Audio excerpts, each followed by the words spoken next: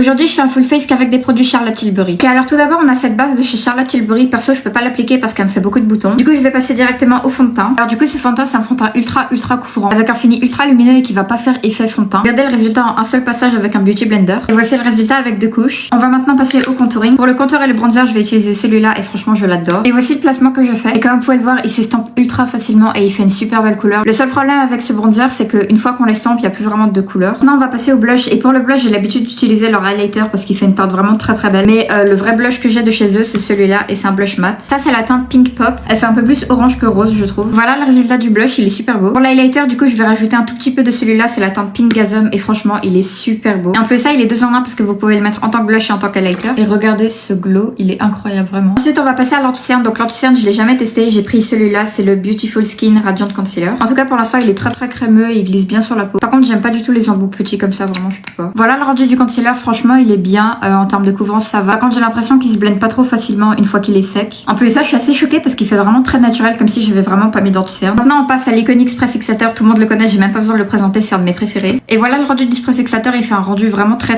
lumineux et assez brillant. Pour les yeux, on va utiliser cette palette de chez Charlotte Tilbury, c'est la Beautyverse et franchement, regardez-moi ça, elle est incroyable. Du coup, voilà le résultat des yeux que j'ai fait avec la palette, j'ai utilisé ces 3 fards. On va maintenant passer à la poudre et je vais utiliser celle-là, c'est ma poudre compacte préférée. D'ailleurs, j'ai remarqué que l'anti-cerne ne file absolument pas dans les ridules, du coup, c'est vraiment très bien. Donc là, je vais venir fixer mon anti-cerne et après, je vais m'en servir pour venir matifier mon teint. Voilà le résultat de la poudre, elle fait vraiment très légère et ultra naturelle aussi. On va maintenant passer aux lèvres et je vais utiliser un de mes combos lèvres préférés. Du coup, c'est le crayon Charlotte Tilbury avec leur rouge à lèvres qui est vraiment incroyable. Du coup, les deux sont dans la teinte Pillow Talk. Voilà le résultat des lèvres, franchement, j'aime trop ce combo, je trouve qu'il va vraiment à tout le monde. Et du coup, voilà le résultat du full face Charlotte Tilbury, j'espère que vous l'appréciez. Moi, perso, je suis ultra choquée de l'anti-cerne parce qu'il file vraiment pas dans les ridules et il fait un rendu très naturel. Et franchement, globalement, j'aime trop leurs produits parce qu'ils sont assez couvrants mais en restant tout à fait naturels. Du coup, voilà, dites-moi ce que vous en pensez en commentaire et nous on se retrouve demain. Bye bye.